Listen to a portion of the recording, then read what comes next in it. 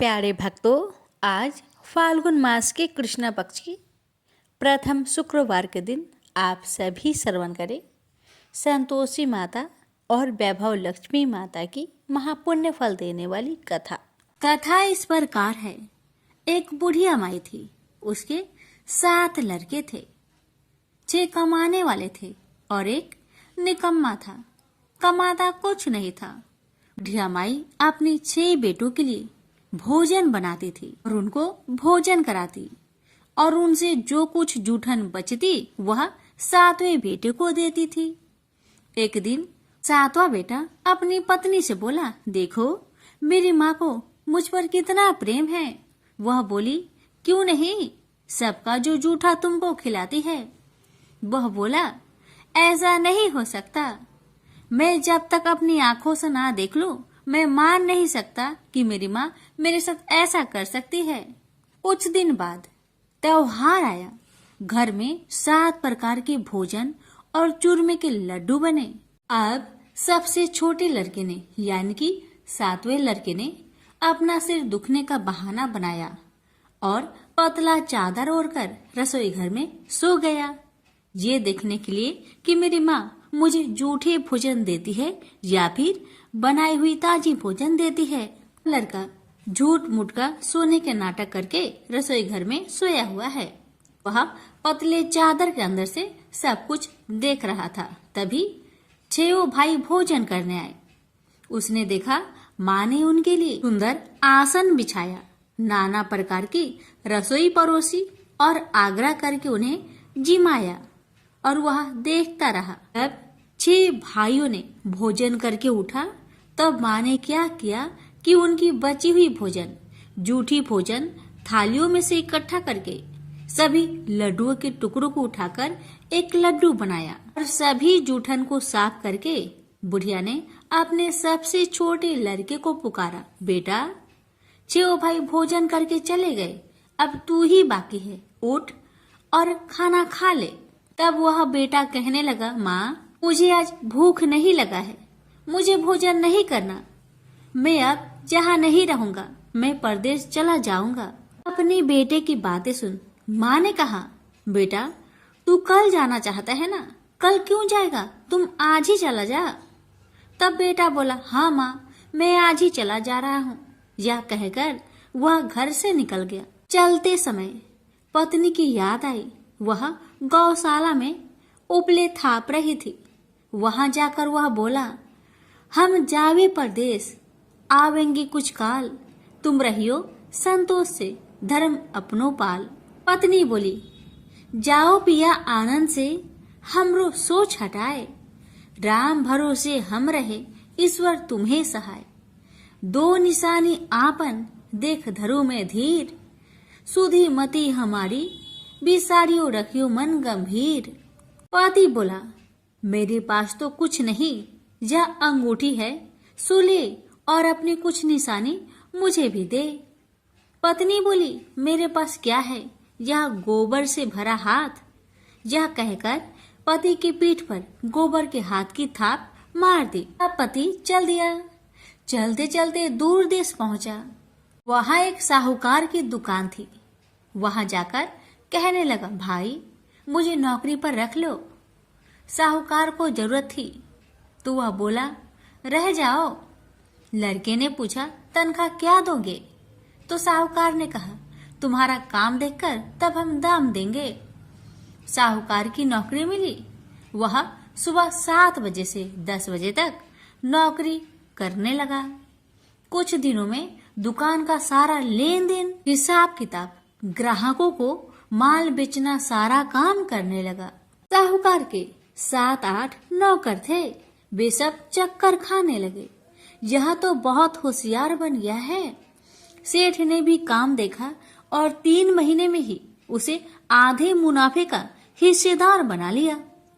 वह कुछ वर्ष में ही नामी सेठ बन गया और मालिक सारा कारोबार उस पर छोड़कर चला गया। इधर पति की अनुपस्थिति में उसकी पत्नी को सास ससुर दुख देने लगे। सारी गृहस्थी का काम करा के उसे लकड़ी लेने जंगल में भेजते हैं। इस बीच घर के आटे से जो भूसी निकलती उसकी रोटी बनाकर रख दी जाती और उसके साथ ही फूटे नारियल की नारेली में पानी। एक दिन वह लकड़ी लेने जा रही थी। रास्ते में बहुत सी स्त्रियां संतोषी माता की व्रत करते दिखाई दी।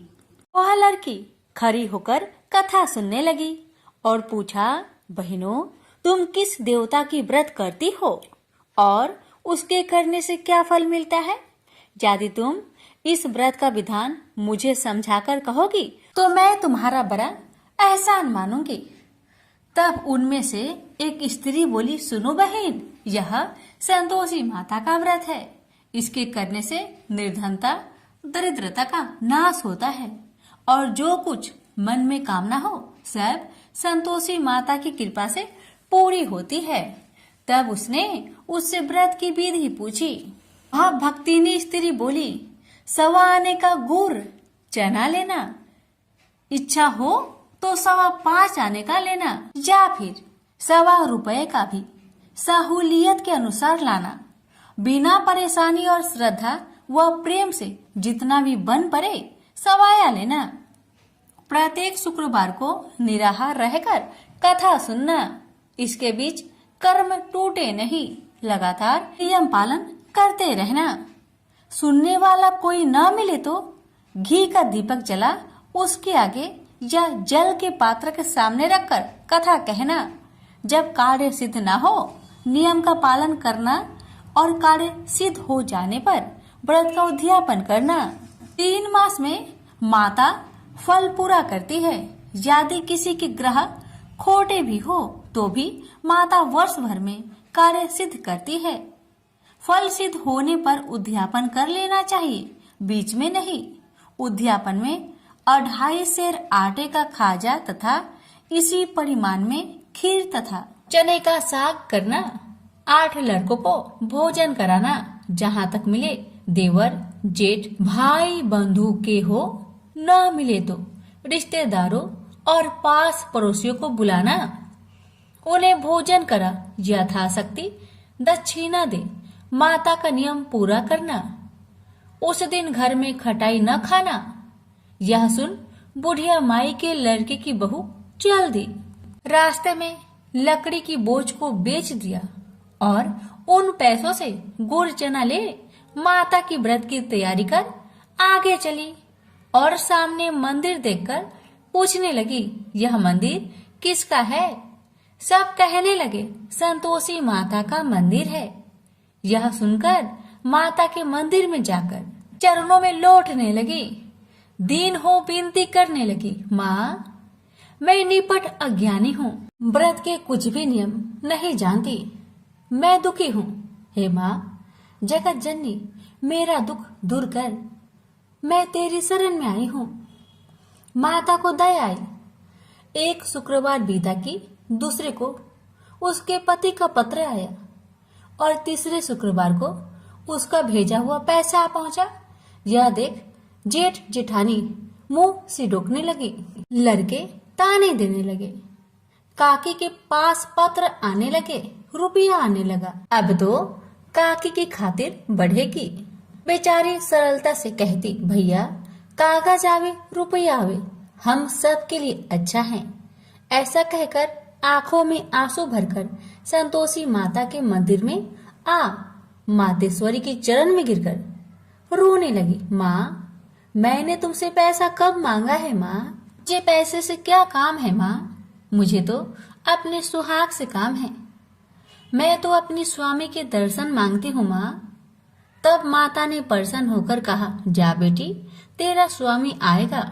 यह सुनकर खुशी से बावली होकर घर जा पहुंची, अपना काम काज करने लगी। अब संतोषी माँ विचार करने लगी, इस भोली पुत्री को मैंने कह तो दिया कि तेरा पति आएगा, लेकिन कैसे? वह तो इसे सपने में भी याद नहीं करता। उसे याद दिलाने को मुझे ही जाना पड़ेगा। इस तरह माता जी उस बुढ़िया के बेटे के पास जा सपना में प्रकट हो कहने लगी, साहूकार के बेटे, तुम सो रहा है या जागता है? वह कहने लगा, माता, मैं सोता भी नहीं जागता भी नहीं, कहो क्या आज्ञा है? माता कहने लगी, तेरे घर बार कुछ है कि नहीं? वह बोला, मेरे पास सब कुछ है माँ। माँ बाप है, पत्नी है, क्या कमी है माँ? माँ बोली, भोले पुत्र, तेरी पत्नी घोर कष्ट उठा रही है, तेरे माँ बाप उसे परेशान कर रहे हैं, वह तेरे लिए तरस रही है, तू उसकी सुधि ले। वह बोला, हाँ माता जी, यह तो मालूम है, परंतु जाऊं तो कैसे? परदेश की बात है, लेन देन का कोई हिसाब नहीं है, कोई जाने का रास्ता भी नहीं आता, कैसे चला जाऊं? माँ कहने लगी, मेरी बात मान, सवेरे नहा धोकर संतोषी माता का नाम ले, घी का दीपक जला, दंडवत कर दुकान पर बैठ, देखते देखते तेरा सारा लेन देन चुक जाएगा, जमा का माल बिक जाएगा, साज होते होते धन का भारी ढेर लग जाएगा। माता की बात मानकर वह नहा धोकर संतोषी माता को दंडवत घी का दीपक जला। थोड़ी देर में देने वाले रुपए लाने लगे, लेने वाले हिसाब लेने लगे, कोठे में भरे सामान की खरीदारी नगद दाम में दे सौदा करने लगे। शाम तक धन का भारी ढेर लग गया। मन में माता का नाम ले चमत्कार देख प्रसन्न होकर घर ले जाने के वास्ते गहना कपड़ा सामान खरीदने लगा। यह काम से निपट तुरंत घर को रवाना हुआ। उधर उसकी पत्नी जंगल में लकड़ी लेने जाती है। लौटते वक्त माता जी के मंदिर में विश्राम करती है। वह तो उसके प्रतिदिन रुकने का जो स्थान ठहरा। धूल उड़ती देख वह माता से पूछती है, हे माता, यह धूल कैसे उड़ रही है? माता कहती है, हे पुत्री, तेरा पति आ रहा है, अब तू ऐसा कर, लकड़ियों के 3 बोझ बना ले, एक नदी के किनारे रख और दूसरा मेरे मंदिर पर, वह तीसरा अपने सिर पर। तेरे पति को लकड़ियों का गट्टर देख मोह पैदा होगा, वह यहाँ रुकेगा, नाश्ता पानी खाकर माँ से मिलने जाएगा, तब तू लकड़ियों का बोझ उठाकर जाना और चौक में गट्टर डालकर जोर से आवाज देकर कहना, लो सासू जी, लकड़ियों का गट्टर लो, भूसी की रोटी दो, नारियल की खोपरे में पानी दो, आज मेहमान कौन आया है? माता जी बहुत अच्छा कहकर वह प्रसन्न मन से लकड़ियों के 3 गट्टर बनाई, एक नदी के किनारे पर और एक माता जी के मंदिर पर रखा। इतने में मुसाफिर आ पहुंचा। सूखी लकड़ी देख उसकी इच्छा उत्पन्न हुई कि हम यहीं पर विश्राम करें और भोजन बनाकर खा पीकर गांव जाए। इसी तरह रुककर भोजन बना, विश्राम करके गांव को गया, सबसे प्रेम से मिला। उसी समय सिर पर लकड़ी का गट्टर लिए वह उतावली सी आती है, लकड़ियों का भारी बोझ आंगन में डालकर जोर से 3 आवाज देती है, लो सासू जी, लकड़ियों का गट्टर लो, भूसी की रोटी दो, आज मेहमान कौन आया है? यह सुनकर उसकी सास बाहर आकर अपने दिए हुए कष्टों को भुलाने हेतु कहती है, बहू ऐसा क्यों कहती है? तेरा मालिक ही तो आया है, आ बैठ, मीठा भात खा, भोजन कर, कपड़े पहन, गहने पहन। उसकी आवाज सुन उसका पति बाहर आता है, अंगूठी देख व्याकुल हो जाता है और माँ से पूछता है, माँ यह कौन है? माँ ने कहा, बेटा यह तेरी पत्नी है, जब से तू गया है तब से सारे गांव में भटकती फिरती है, घर का कामकाज कुछ नहीं करती, 4 पहर आकर खा जाती है। वह बोला, ठीक है माँ, मैंने इसे भी देखा और तुम्हें भी, अब दूसरे घर की ताली दो, मैं उसमें रहूंगा। माँ बोली, ठीक है, जैसी तेरी मर्जी। तब वह दूसरे मकान की 3री मंजिल का कमरा खोल सारा सामान जमाया। एक दिन में ही राजा के महल के जैसा ठाट बाट बन गया। अब क्या था, बहू सुख भोगने लगी। इतने में शुक्रवार आया। उसने पति से कहा, मुझे संतोषी माता का व्रत उद्यापन करना है। पति बोला, खुशी से कर लो। वह उद्यापन की तैयारी करने लगी। जेठानी के लड़कों को भोजन के लिए कहने गई। उन्होंने मंजूर किया, परंतु पीछे से जेठानी ने अपने बच्चों को सिखाया, देखो भोजन के समय खटाई मांगना, जिससे उसका उद्यापन पूरा ना हो। अब तो बच्चे जिमने आए, खीर खाना पेट भर के खाए, परंतु बाद में खाते ही कहने लगे, हमें खटाई दो, खीर खाना हमको नहीं भाता। देखकर आरुचि होती है। वह कहने लगी, भाई खटाई किसी को नहीं दी जाएगी, यह माँ संतोषी का प्रसाद है। लड़के उठ खड़े हुए, बोले, पैसे लाओ। भोली बहू कुछ जानती नहीं थी, वह उन बालकों को पैसे दे दिए। लड़के उसी समय हट करके इमली खटाई ले खाने लगे।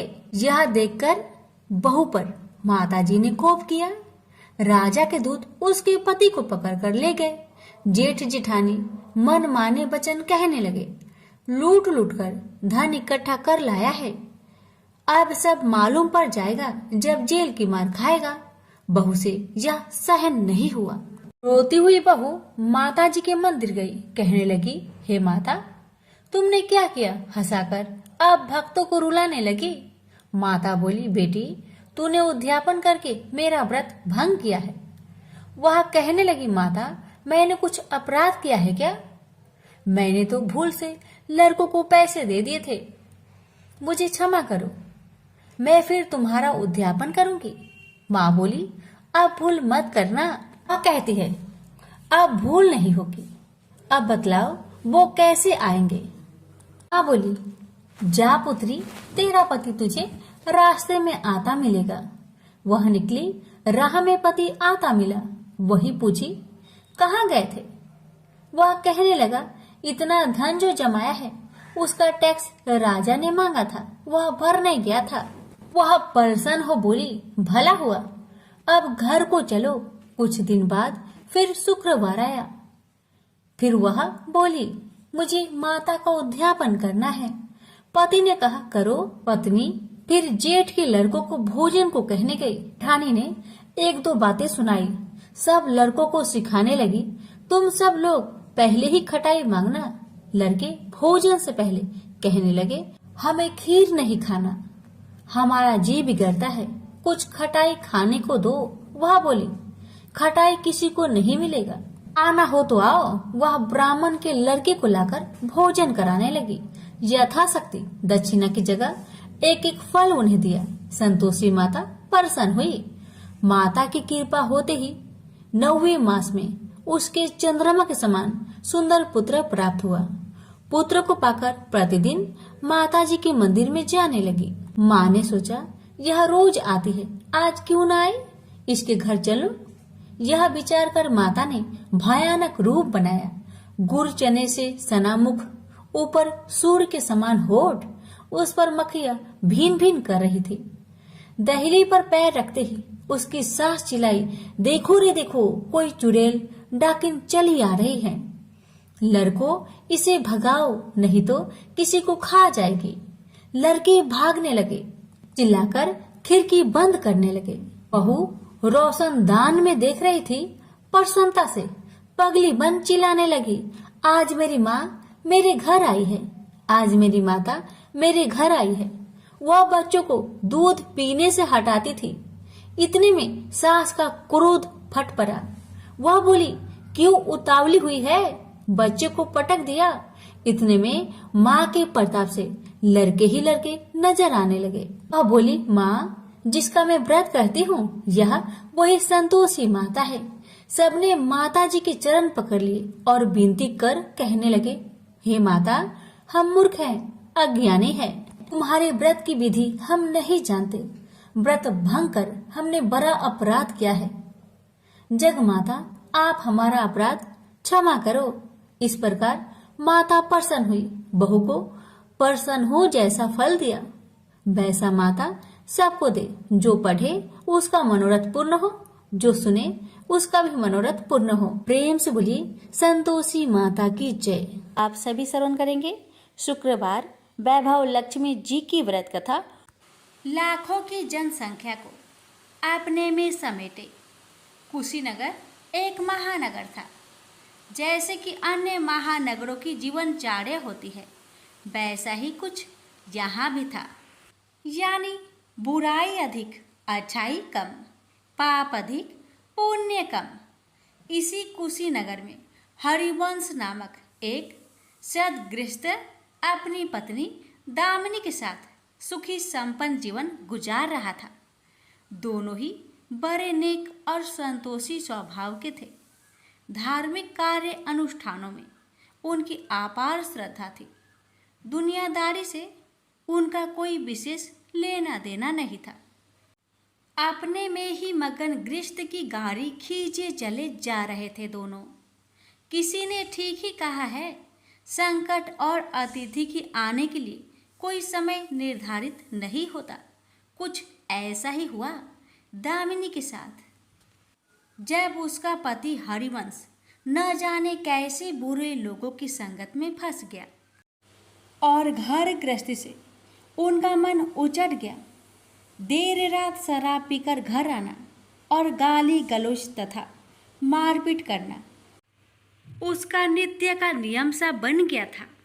जुए, राटे, रेस तथा वैश्यगमन जैसे बुरे कर्म भी कुसंगति के बदौलत उसके पल्ले पड़ गए। धन कमाने की तीव्र लालसा ने हरिवंश की बुद्धि हर ली और उसको अच्छे बुरे का भी ज्ञान न रहा।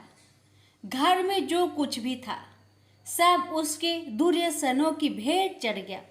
जो लोग पहले उसका सम्मान करते थे अब उसे देखते ही रास्ता बदलने लगे। भूखमरी की हालत में भिखमंगों के समान उनकी स्थिति हो गई। लेकिन दामिनी बेहद संयमी और आस्थावान तथा संस्कारी स्त्री थी। ईश्वर पर उसे अटल विश्वास था। वह जानती थी कि यह सब कर्मों का फल है। दुख के बाद सुख तो एक दिन आना ही है। अचानक एक दिन दोपहर के समय द्वार पे हुई दस्तक की आवाज सुनकर दामिनी की तंद्रा भंग हुई। अतिथि सत्कार के भय मात्र से उसकी अंतर आत्मा कांप उठी, क्योंकि घर में अन्न का एक दाना भी नहीं था जो अतिथि की सेवा में अर्पित किया जा सकता। फिर भी संस्कारों की ऐसी प्रबलता थी कि उसका मन अतिथि सत्कार को उद्धत हो उठा। उसने उठकर द्वार खोला, देखा सामने एक दिव्य पुरुष खड़ा था। बड़े बड़े घुंघराले श्वेत केश, चेहरे को ढके हुए लहराती दाढ़ी, गेरुए वस्त्रों का आवरण पहने उसके चेहरे से तेज टपक पड़ रहा था। आंखों मानो अमृत सी वर्षा कर रही थी। उस दिव्य पुरुष को देखकर दामिनी को अपार शांति का अनुभव हुआ और वह उसे देखते ही समझ गई कि आगत वास्तव में कोई पहुंचा हुआ सिद्ध महात्मा है। उसके मन में अतिथि के प्रति गहन श्रद्धा के भाव उमड़ पड़े और वह उसे सम्मान सहित घर के भीतर ले गई। दामिनी ने जब उसे फाटे हुए आसन पर बैठाया तो वह मारे लज्जा के जमीन में गिर सी गई। उधर वह संत पुरुष दामिनी की ओर एकटक निहारे जा रहा था। घर में जो कुछ भी बचा खुचा था दामिनी ने अतिथि की सेवा में अर्पित कर दिया, पर उसने इस पर कोई ध्यान नहीं दिया। बस दामिनी को यूं निहारे जा रहा था मानो उसे कुछ याद दिलाने की चेष्टा कर रहा हो। जब काफ़ी देर तक दामिनी कुछ न बोली तो उसने कहा, बेटी मुझे पहचाना नहीं क्या? उसका यह प्रश्न सुनकर दामिनी जैसे सोते से जागी और अत्यंत संकुचाते हुए मधुर स्वर में बोली, महाराज मेरी धृष्टता को क्षमा करें। जो आप जैसे दिव्य पुरुष को मैं पहचान कर भी नहीं पहचान पा रही हूँ। पारिवारिक कष्टों ने तो जैसे मेरी सोचने समझने की शक्ति ही छीन ली है। लेकिन यह निश्चित है कि संकट की इस घड़ी में मुझे आप जैसे साधु पुरुष का ही सहारा है।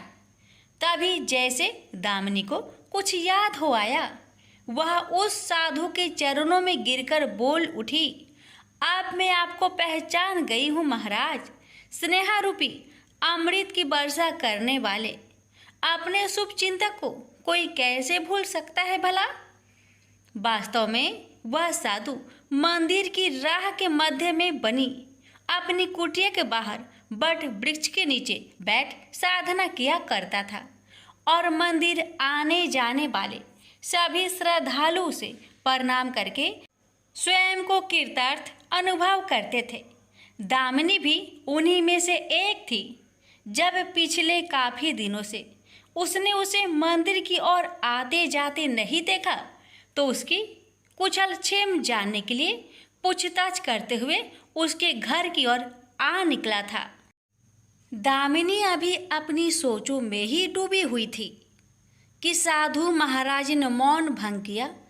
क्या कारण है पुत्री, तू आजकल मंदिर आती जाती दिखाई नहीं पड़ती। तुझे जो भी कष्ट है मुझे बता, शायद मैं तेरी कुछ सहायता कर सकूं। व्यक्ति दुखों के बोझ तले दबा हो तो ऐसे में सहानुभूति के दो बोल ही काफ़ी होते हैं। दामिनी भी खुद पर संयम नहीं रख पाई और बिलख कर रोने लगी। तभी वह साधु वात्सल्यपूर्ण स्वर में बोला, मन छोटा करने से समस्या हल नहीं होगी। सुख दुख तो एक गाड़ी की दो पहियों के समान है, इनका आना जाना तो जिंदगी भर लगा ही रहता है। अपना दुख किसी को बता देने से मन हल्का हो जाता है। कुछ देर चुप रहने के बाद दामिनी ने बोलना शुरू किया, महाराज, सर्व सुखों से भरपूर था मेरा घर। कण कण में खुशियों का नित्य होता था। पति भी नेक और ईमानदार थे। सदा जीवन उच्च विचार की आधारशिला पर टिकी थी। हमारी गृहस्थी रुपए पैसे की भी कोई कमी नहीं थी। सुबह शाम घर में ईश्वर वंदना होती थी। लेकिन अचानक न जाने किसकी नज़र लग गई, हमारा भाग्य हमसे रूठ गया। मेरे पति कुछ संगति में फंसकर अपना सब कुछ गवा बैठे। अब तो ऐसा लगता है जैसे साया भी साथ छोड़कर जाने को तैयार बैठा है। भिखारियों से भी बदतर स्थिति हो गई है हमारी। दामिनी की करुण व्यथा सुनकर साधु का हृदय हाहाकार कर उठा। वह द्रवित स्वर में बोल उठा, बेटी, कर्म का लिखा तो भोगना ही पड़ता है। तुम्हारे कष्टों का भी कर्मों से नाता है। लेकिन तुम चिंता ना करो, सब कुछ पहले जैसा हो जाएगा। दुख के बाद ही सुख आता है।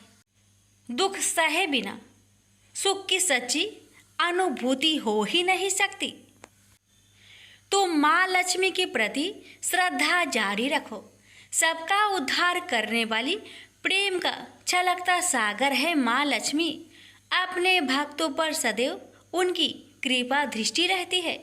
तुम संपूर्ण आस्था के साथ माँ वैभव लक्ष्मी का व्रत करना शुरू करो। तुम्हारी साधना अवश्य रंग लाएगी। दामिनी एक संस्कारी स्त्री थी। धर्म कर्म में उसकी अगाध आस्था थी। माँ वैभव लक्ष्मी के व्रत की बात सुनकर उसका चेहरा दमक उठा। बोली, महाराज, यदि इस व्रत को करने से मेरे परिवार पर आई विपदा टल सकती है तो मैं इसे जरूर करूँगी। आप मुझे बताएं कि इस व्रत को कब और कैसे किया जाता है। साधु महाराज दामिनी की भक्ति भावना देखकर प्रसन्न होकर बोले, बेटी, सारे जगत का कल्याण करने वाली माँ वैभव लक्ष्मी के व्रत की विधि में जन कल्याण तुम्हें बता रहा हूँ। प्रत्येक शुक्रवार को यह व्रत किया जाता है। सर्वप्रथम जितने शुक्रवार को यह व्रत करना हो उसका संकल्प लेकर माँ वैभव लक्ष्मी को मन ही मन प्रणाम करें। स्नान आदि से निवृत्त होकर स्वच्छ धवल वस्त्र पहनकर पूरब दिशा की ओर मुख करके आसन पर बैठे। सामने एक चौकी पर चावल की एक ढेरी लगाकर उस पर पानी से भरा कलश स्थापित करें, जो तांबे का होना चाहिए। कलश को कटोरी से ढक दे और उस कटोरी में कोई भी स्वर्ण भूषण रखे। सोना ना हो तो चांदी का आभूषण रखे।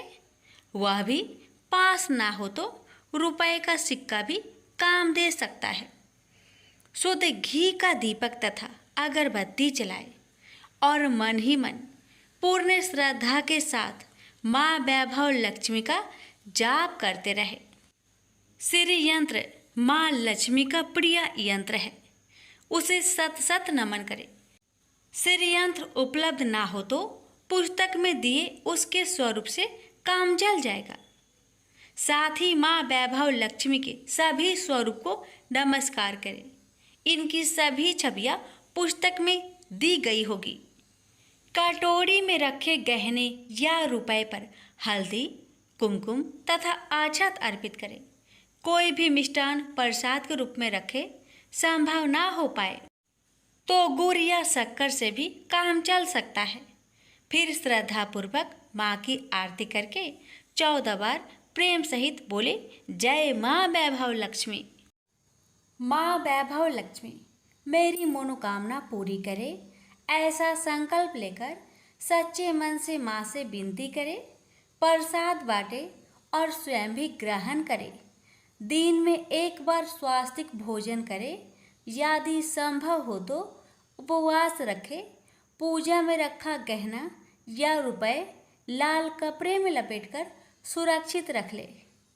यह आगे आने वाले शुक्रवार को पूजा में काम आएगा। कलश में भरा जल तुलसी के पौधे को समर्पित कर दे तथा अक्षत पंछियों को आहार स्वरूप डाले। ऐसी शास्त्रोक्त विधि से व्रत करने वाले को शीघ्र फल मिलता है। साधु महाराज के मुख रविंद से यह वृत्तांत सुन दामिनी पुलकित हो उठी। उनके चरण स्पर्श कर उत्साहित स्वर में बोली, अब लगे हाथ उद्यापन की विधि भी बता दे महाराज। इसके बिना तो व्रत अधूरा ही रह जाएगा। अवश्य बेटी, कहकर साधु महाराज उद्यापन की विधि बताने लगे। चाहे जितने भी शुक्रवार प्राय 11 या 21 व्रत करने का संकल्प लिया हो, लेकिन मन में माँ वैभव लक्ष्मी के प्रति श्रद्धा तथा आस्था बारंबार बनी रहनी चाहिए। जिस दिन अंतिम शुक्रवार का व्रत हो उस दिन शास्त्रोक्त विधि से उद्यापन किया जाता है। अन्य शुक्रवारों की भांति ही इस दिन भी पूजन करें। हाँ, प्रसाद के रूप में खीर अवश्य रखें। पूजा के बाद नारियल फोड़कर 7 कुंवारी कन्याओं को चरण धोकर कुमकुम का तिलक लगाकर पूजन करें। उन्हें सामर्थ्य अनुसार दक्षिणा दें और माँ वैभव लक्ष्मी व्रत की पुस्तकें उपहार स्वरूप भेंट में दें। फिर प्रसाद के रूप में खीर वितरित करें। अब माँ वैभव लक्ष्मी के सभी स्वरूप को मन ही मन नमन करते हुए कहे, हे माँ, यदि मैंने शुद्ध तथा निर्मल हृदय से आपकी स्तुति करते हुए वैभव लक्ष्मी व्रत विधि विधान अनुसार पूर्ण किया हो तो मेरी मनोकामना अवश्य पूरी करना। संतानहीनों को संतान देने वाली, दुखियों का दुख हरने वाली, अखंड सौभाग्य का वरदान देने वाली, कुंवारी कन्याओं को मन चाहा वर देने वाली माँ वैभव लक्ष्मी, आपकी महिमा अपरंपार है। अपने हर भक्त की विपत्तियां हरकर उन्हें सुख समृद्धि प्रदान करना। साधु महाराज से वैभव लक्ष्मी व्रत का शास्त्रों ज्ञान प्राप्त करके दामिनी भाव विभोर हो उठी। उसे अपने भीतर एक अनोखे तथा असीमित आत्मबल का संचार होता महसूस हुआ। उसने भी माँ वैभव लक्ष्मी के 21 व्रत आते शुक्रवार से शुरू करने का संकल्प लेकर साधु महाराज को आदर सहित विदा किया और मन ही मन माँ वैभव लक्ष्मी का स्तुति गान करने लगी। 2 दिन बाद ही शुक्रवार आ गया। उससे पहली रात दुखों की मारी दामिनी ठीक से सो भी न सकी। माँ वैभव लक्ष्मी के व्रत करने से उसकी समस्याओं का अंत हो जाएगा, यह सोचकर वह मुंह अंधेरी उठ बैठी और स्नान आदि कर स्वच्छ वस्त्र धारण किए। आसन पर पूर्व दिशा की ओर मुंह करके दामिनी ने अपने सम्मुख रखी चौकी पर चावल की छोटी सी ढेरी बनाकर उस पर तांबे का कलश रखा। लेकिन जब स्वर्ण भूषण रखने की बात आई तो धर्म संकट में पड़ गई। सारे गहने पति ने दुर्योधनों की भेंट चढ़ चुके थे। विवाहित स्त्री थी तो मंगलसूत्र भी उतार कर नहीं रख सकती थी और कोई गहना था नहीं। तभी उसे उन नन्ही पायलों का स्मरण हो आया जो उसने अपनी आने वाली संतान के लिए बनवाकर रख छोड़ी थी और पति की निगाहों से उन्हें बचाकर रखा था। उसने झटपट वह पायलें निकाली और गंगा जल से धोकर उन्हें शुद्ध करके कलश पर रखी कटोरी में डाल दिया। डिब्बे की तली में से बची खुची शक्कर निकालकर उसे प्रसाद के रूप में रखा और विधि अनुसार व्रत किया। सर्वप्रथम उसने अपने पति को प्रसाद दिया। आने वाला पूरा सप्ताह बड़े ही हंसी खुशी से बीता। बात बात पर झल्ला उठने वाला उसका पति अपेक्षाकृत शांत तथा संयत रहा। कोई मारपीट तथा कलेश घर में नहीं हुआ। इसे दामिनी ने माँ वैभव लक्ष्मी का चमत्कार समझा और मन ही मन उन्हें प्रणाम किया। माँ वैभव लक्ष्मी के प्रति उसकी आस्था और भी बलवती हो गई। इसी प्रकार शास्त्रोक्त विधि से दामिनी ने 20 शुक्रवार के व्रत पूरे कर लिए। इस बीच कई परिवर्तन हुए थे। उसका पति कुसंगति छोड़कर सीधी राह पर आ गया था और उसका कामकाज भी जमने लगा था। घर में यदि किसी चीज की बहुतायत नहीं थी तो कमी भी नहीं रह गई थी। यह सब माँ वैभव लक्ष्मी के चमत्कार और दामिनी की आस्था तथा विश्वास का परिणाम था। 21वें शुक्रवार को व्रत का उद्यापन करना था। साधु महाराज के वचन अब भी मानो दामिनी के कानों में गूंज रहे थे। उनकी बताई विधि के अनुसार ही दामिनी ने शास्त्रोक्त विधि से उद्यापन किया। 7 कुंवारी कन्याओं को भोजन कराकर दक्षिणा दी। आसपास की सौभाग्यवती स्त्रियों में प्रसाद तथा माँ वैभव लक्ष्मी व्रत कथा की पुस्तकें वितरित की।